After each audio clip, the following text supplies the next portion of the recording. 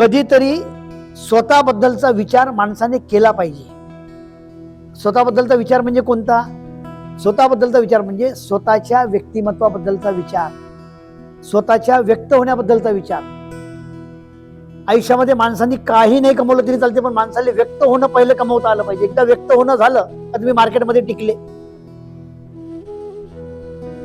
तुम्ही व्यक्त होऊ शकत नाही पण मार्केटमध्ये टिकत नाही. एमपीएससी युपीएससी चे पोरं 2-2, 3-3 वर्ष स्ट्रगल केल्यानंतर मॉक मध्ये अडकते. मुंबई सारख्या, दिल्ली सारख्या ठिकाणी, पुण्यासारख्या ठिकाणी मॉकचे क्लासेस घेऊन पैसे कमवणारे लोक तयार झालेले आहेत.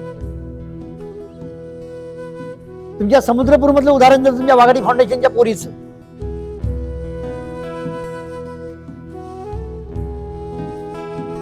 तहसीलदार पहिले मास्तरीन होती रुपाली काय तेलतुंबडे. रुपाली तेलतुंबडे ही नांदेडला टीचर होती डीएड करून. तिच्या डीएडच्या रिझल्ट मध्ये काहीतरी प्रॉब्लेम आला होता. आकाश सरचा मला फोन आला, अरे भाऊ रुपालीचा काहीतरी रिझल्ट मध्ये प्रॉब्लेम आलाय, ती असं पुण्याला जायची गरज, तुम्ही जाता का, तेवढं पाहता का? मी त्यावेळेस तो कामात. म्हटलं आकाश मी जाऊच शकत नाही, तिला पाठव, ती करून टाकल, होऊन जाईल. ती टीचर झाली, पण तिला कॉम्पिटिटिव्ह एक्झाम क्रॅक करायची होती. ती जिद्दीवर भिडली होती. पहिली प्री दिली, नापास झाली. सेकंड प्री दिली, प्री क्रॅक केली. मेन्स क्रॅक केली. मॉकची वेळ आली, कॉन्फिडंट नव्हती. मार्क निघत नाही तिला माहित होतं. मला फोन केला, सर तुम्ही कुठे वर्धेत आहे की काय? म्हटलं नाही मी पुण्यात आहे. सर तुम्ही पुण्यात आहे खरंच? म्हटलं हो. सर मला 1 तास देता का तुम्ही? म्हटलं का बरं? 2 दिवसांनी माझं इंटरव्ह्यू ओरल आहे, माझी काहीच कॉन्फिडन्स नाही आहे. म्हटलं ठीक आहे, उद्या काय करते? म्हणजे सर तुम्ही सांगा, त्यावेळी मी येतो. म्हटलं तू एक काम कर, शनिवार वाड्यामध्ये पोच, तुला ते जवळ पडते का? म्हणजे हो जवळ पडते. तिला शनिवार वाड्यामध्ये गेलो. तिथे झाडाखाली तिला 2 तास घेऊन बसलो. तुला किस्सा माहित आहे. 2 तास तिची मी मॉकची तयारी केली. ती लिस्ट मध्ये 27 नंबरवर होती. मॉक दिला, 11 नंबरवर आली. 2 तासाच्या ओरिएंटेशन मध्ये सिलेक्ट झाली, तहसीलदार बनली. नंतर तिचा फोन आला की सर माझ्या बॅचचे पोरं तुमची भेट घेऊ इच्छितात. मी त्यांना जेव्हा सांगितलं की मी मॉकची तयारी 2 तासामध्ये तयारी केली, तर ते पुण्याचे मोठे माझ्या मागे आमचे मॉकचे क्लासेस घे. तुमच्या तिथल्या पोरीचं उदाहरण मी तुम्हाला देऊन राहिलो. मगाची मी बोललो की किक राहते, किक कशी मारायची जेणेकरून बॉल गोलमध्येच गेला पाहिजे. थोडी किक चुकली तर एक तर तो डावीकडून निघून जाते, वरतून नाही तर मग साईडनं जाते. जागा परफेक्ट असली पाहिजे आणि टायमिंग परफेक्ट असला पाहिजे. प्रांजली भेंडे, मग तुम्हाला फोटो दाखवला मी, तुमच्या हिंगणघाटची पोरगी, वडिलांना 2009 साली आत्महत्या केली. तुम्ही हिंगणघाटमध्ये, पण तुम्हाला माहित नाही, पण मी अख्खी हिस्ट्री ठेवतो. अत्यंत सुंदर पोरगी, हाईट, पर्सनॅलिटी, हुशार. 2009ला वडिलांनी आत्महत्या केली शेती कर्जामुळे. पोरगी 12वी पास झाली. 12वी पास झाल्यानंतर तिने सीईटी दिली. सीईटी मध्ये चांगले मार्क घेतले.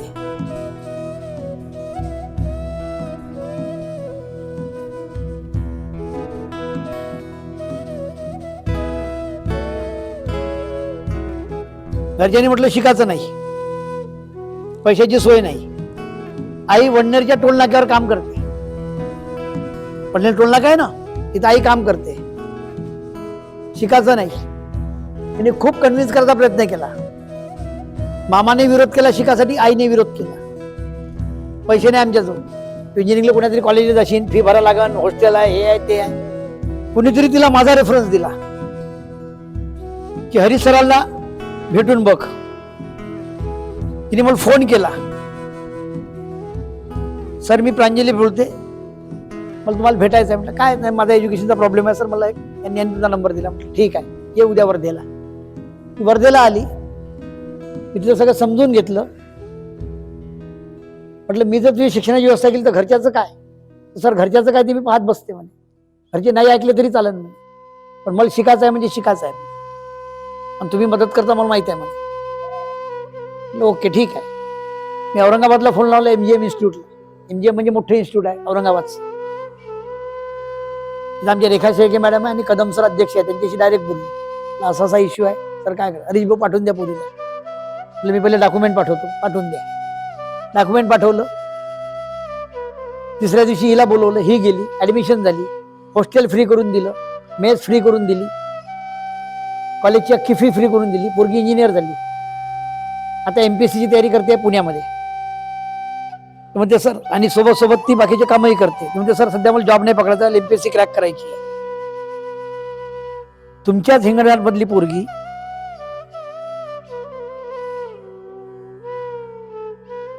मी मुद्दाम तुम्हाला काही उदाहरणं देतो आहे, मला रिअलाइज झालं पाहिजे म्हणून की शक्य आहे. Yes, it's possible. अशक्य ही गोष्ट डोक्यातनं काढून टाका. जगामध्ये खूप लोक आहे. आली तुमच्यापैकी कोणी येला?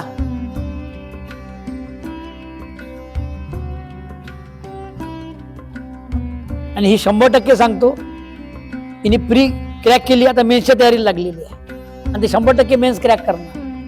म्हणजे चांगली पोस्टवर कुठेतरी तुम्हाला दिसणार. हे तिची स्टोरी. प्रांजलीला व्हायचं प्रशासकीय अधिकारी. मी प्रांजली भेंडे, वर्धा जिल्ह्यातील हिंगणघाट येथील शेतकरी आत्महत्याग्रस्त कुटुंबातील मुलगी. माझ्या वडिलांनी कर्जबाजारीतून 2009 साली आत्महत्या केली. माझ्या कुटुंबात मी, आई आणि माझा भाऊ आहेत. वडिलांच्या आत्महत्येनंतर आमच्या आईने प्रचंड कष्टातून आमचा सांभाळ केला. माझ्या घरी 3 एकर शेती, वडीलधारी करता असा कोणीच नाही. आमचा सांभाळ करण्यासाठी माझ्या आईने नागपूर हैदराबाद या हायवेवर वडनेर टोल नाक्यावर काम करायला सुरुवात केली. मी माझे 12वीचे शिक्षण 2018 मध्ये विज्ञान शाखेतून पूर्ण केले. त्यानंतर माझ्या पुढील शिक्षणाकरिता माझ्या कुटुंबाकडे पैसे नव्हते. माझे शिक्षण थांबणार हे जवळजवळ निश्चित होते.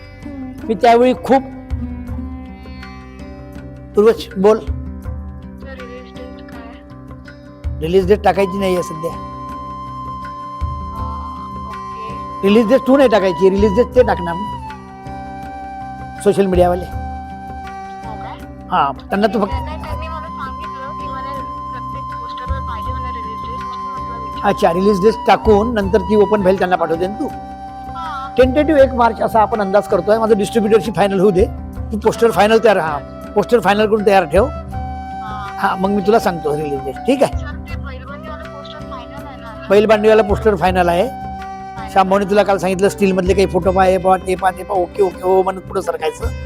आणि ते लठवाले जे पोस्टर आहे, बाया हातात काड्या घेऊन, महानवरा तू झडप, तू नवरा मी झडपतो, ते एक करायचं. कॉमन पोस्टर आहे, 2 ठेवायचे. कळलं? थिएट्रिकल. आणि आता जे जनाचं बनवलं तू एक महिलांच्या क्राऊड सहित, हे सोशल मीडियासाठी कामाचं आहे. ठेव त्यातलं मग कुठला आपण पोस्टर. येस, वखरवालं हे थिएटरवरती राहील मोठ्या डिस्प्लेसाठी. आणि त्या बायकांच्या हातात काड्या घेतलेल्या 2 आपण विचार करू. एक आडवं बनवावं लागेल तुला, ते जे आहे ते आडवं कर. शेतातलं नांगरणीचं. हा येस, आडवं. आणि हे जे आहे उभं, हे आपण स्टँडीसाठी करूया किंवा मग फेसवाला स्टँडीसाठी करूया. बघूया आपण तयार ठेव साईज. ठीक आहे, चलो बाय. Okay baby.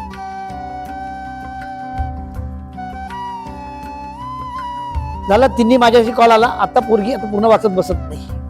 आयुष्य बदललं. हिंगणघाट सारख्या प्रचंड अडचणीत असलेल्या कुटुंबातली एक पोरगी मनाशी ठरवते, करते, कॉन्टॅक्ट करते, माझ्या संपर्कामध्ये येते. मी आपलं थोडंसं हातभार तिला लावतो आणि आज पोरगी इंजिनियर होते आणि प्रशासकीय अधिकारी बनण्याचं स्वप्न माझ्याने करते. पॉसिबल आहे.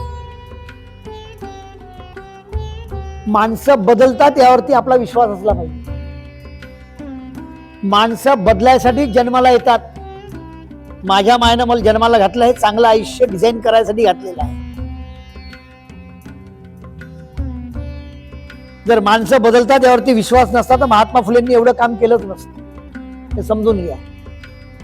माणसं बदलतात याच्यावर विश्वास नसता तर सावित्रीबाई फुलेंनी अंगावर शेण खाऊन काम नसतं केलं. माणसं बदलतात यावरती विश्वास नसता तर बाबासाहेब आंबेडकरांनी एवढा संघर्ष केला नसता. आणि माणसं बदलतात यावरती विश्वास होता म्हणून गाडगे बाबा यात्रेत जाऊन फिरत होते आणि प्रबोधन करत होते.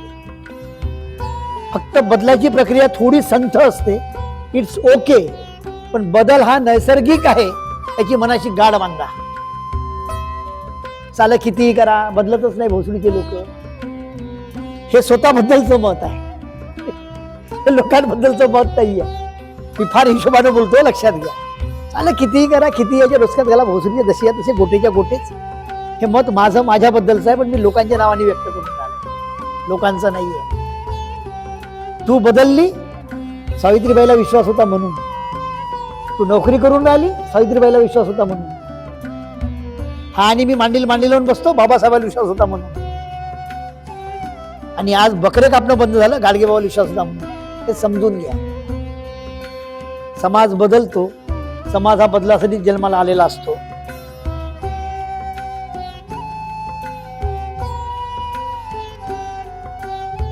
हा 1 मार्च नाही, प्रीमियर त्याच्या आधी फेबचा लास्ट वीक वर्धेत राहील प्रीमियर. 100% बोलवशील. नाही मला बोलव, क्वेश्चन मार्क का बरं? हो, गेस्ट काय, आपण सगळे एकत्र परिवार म्हणून एकत्र येऊया ना. हा, येस येस, शुअर, आवडेल मला, आवडेल. येस, चल. हो मला माहित ना, हो मला माहित ना. नाटकात नाही, फिल्म मध्येच करशील. बरं बरं, आपण ते नंतर ठरवू. फिल्म मध्ये करायचं, नाटकात करायचं. जा, आपण त्या विषयात नंतर बोलू. मी वर्कशॉप मध्ये प्लीज या. ओके. माणसं बदलतात, इस पे भरोसा रखो. माणसांमध्ये आपण येतो आणि आपण बदलणार.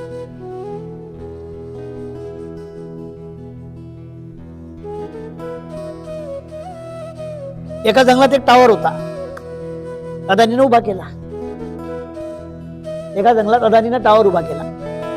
टावर माहिती आहे ना, मोबाईलचा नवीन. एका जंगलात अदानीनं टावर उभा केला. अदानी माहिती आहे का कोण होय? पाहून घ्या. लहानशा लेकराला विचारतो, अदानी माहित पडला. काय करतो तू अदानी? पैसा छापणे. मोठा टावर उभा केला. आता तो मोठा टावर पाहून जंगलातल्या प्राण्याला मोठी उत्सुकता तयार झाली, कायचा टावर होता. त्यात एक माकडाची टोळी होती. त्याली उत्सुकता, त्याने इकडे उड्या मार, तिकडे उड्या मार, तिकडे. आता माकडाचा गुणधर्म त्याला नैसर्गिकच दिलेला आहे, उड्या मारणं. कुठेही चढू शकतो, कुठे उतरू शकतो. पण त्या टावरच्या, त्या जंगलाच्या त्या टावरच्या बाजूला एक मोठं डबकं होतं. त्या डबक्यामध्ये मेंढकाची फॅमिली लागते, बेडकाची. त्या बेडकाने त्या डबक्यातून पाहिलं का मोठा टावर आलेला आहे आपल्या इथे जंगलात. सगळे प्राणी जाऊन त्याच्यावर चढून आले. आपणही चढून पाहिलं पाहिजे टावरवर. म्हणून सारे बेडक टावरवर चढायसाठी डबक्यातून बाहेर निघाले आणि टावर चढायला लागले. टावर चढायला लागल्यावर बाकी प्राणी ओरडले, अरे मूर्खांनो, एवढ्या मोठ्या टावरवर तुम्ही चढान कसे? पडान, हातपाय मोडन, तुटान, लेको मरान, उतरा खाली. काही बेडक 4 पायऱ्या चढले, उतरले. काही 5 पायऱ्या चढले, उतरले. घाबरले. सजेशन दिलं ना उलटे. पण त्यात एक असं होतं बेडकाचं पिल्लू, अरे रप रप रप रप झप झप झप टावरच्या टोकावर गेलं, दोन्ही हात फैलून मोठ्यानं बोललं. प्रचंड आनंद व्यक्त केला. सगळ्या प्राण्याला वाटलं की आपण एवढ्या सूचना केल्या, याची अख्खी कम्युनिटी टावर वरतून खाली उतरली, आमच्या म्हणण्यानं चढली नाही, हेच कसं काय वरतं चढलं? ते खाली आलं. खाली आलं, त्याला विचारलं, का रे म्हणजे तुला मरणाची भीती नाही वाटली का? मग आम्ही ओरडू सांगलं का पडशीन, मुरशीन, हातपाय तुटलं. हा म्हणजे मी काय ऐकलंच नाही, मी बैराव म्हणजे. बैर बनता आलं पाहिजे. काय करते जाऊन, काय करशील तिथे जाऊन, काय भेटते व काय होते व, हे सांगणारे लोक जास्त भेटतात. म्हणून माणसं बदलत नाही. फरक लक्षात घ्या. कधीतरी आयुष्यात माणसाला एकदा बेडकाचे पिल्लू व्हावं लागतं आणि स्वतःचे कानाचे भुकं बुजवा लागतं. जोपर्यंत तुम्ही तुमच्या कानाचे भुकं बुजवत नाही आणि निगेटिव्ह सजेशन्स तुम्ही नाकारत नाही, तोपर्यंत तुम्ही मोठे होऊ शकत नाही. तुमच्या सभोवताली सगळे नन्ना नन्ना नन्ना नन्ना नन्ना नन्नाचा फळा आहे. म्हणून नन्ना नन्ना ना रे गाणं हिट झालं. हा हा हा रे गाणं नाही आलं मार्केटमध्ये. फरक लक्षात घ्या. फिडिंग कसं केलं जाते. बेडकाचं पिलू हा एक दिवस